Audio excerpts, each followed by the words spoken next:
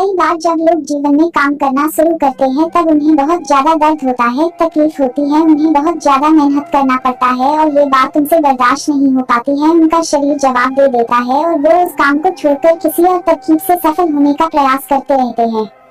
लेकिन याद रखिएगा, इस प्रकार से कोई भी व्यक्ति जीवन में सफल नहीं हो पाता है। याद रखिएगा कि सफलता का मार्ग मेहनत, दर्द और तकलीफ से होले गुजरेगा और यह आपको सहना ही पड़ेगा, तो इसके लिए आप हमेशा तैयार रहिए। तो चलिए इस बात को एक कहानी के माध्यम से समझते हैं। एक बार एक मूर्तिकार अपनी छीनी और हथौड़ी से एक पत्थर को भगवान की मूर्ति का आकार देने का प्रयास कर रहा था। जैसे ही वह छीनी पर अपना हथौड़ा चलाता, वह पत्थर चिल्लाने लगता और कहने लगता कि ये क्या कर रहे हो, मुझे इतना मार क्यों रहे हो, मुझे बहुत दुख हो रहा है, तकलीफ हो रही है, पीड़ा हो रही है, मुझे अपने हाल पर छोड़ दो और यहाँ से चले जाओ।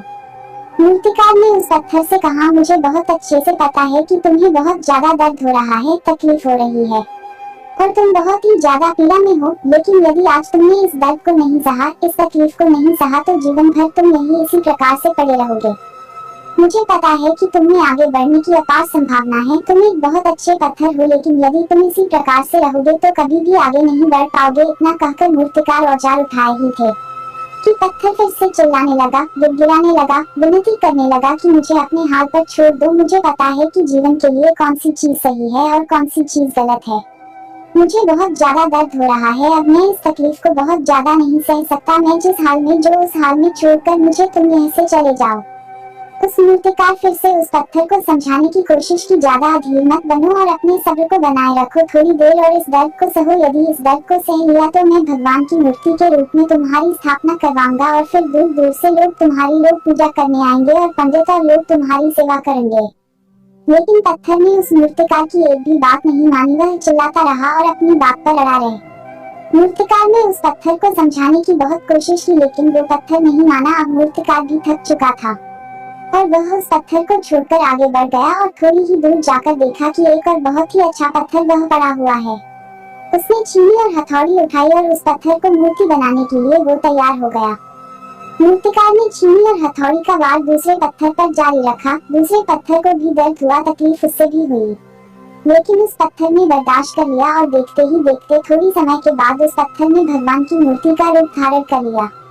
थोड़ी दिन बाद उस मूर्ति की एक मंदिर में स्थापना हो गई। धीरे धीरे करके लोग वह पूजा पाठ करने आने लगे, लोगों की मन्नतें वहां से पूरी होने लगी और वह मंदिर बहुत ही ज्यादा प्रसिद्ध हो गया।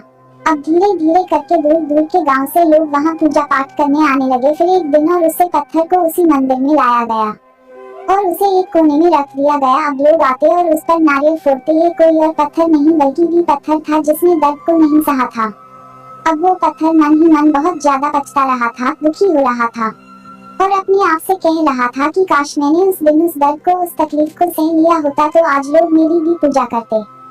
इसलिए आप भी अपने जीवन में हमेशा याद रखिएगा कि जब भी आप अपने करियर की शुरुआत में किसी काम को कर रहे हो, पढ़ाई कर रहे हो या कोई भी काम कर रहे हो और उसमें आपको दर्द हो रहा है, तकलीफ हो रही है, ज्यादा मेहनत करना पड़ रहा है, तो आप रुकिएगा मत, किसी और रास्ते की शुरुआत मत करिएगा, क्योंकि कोई और रास्ता आपको सफलता नहीं दे सकता है।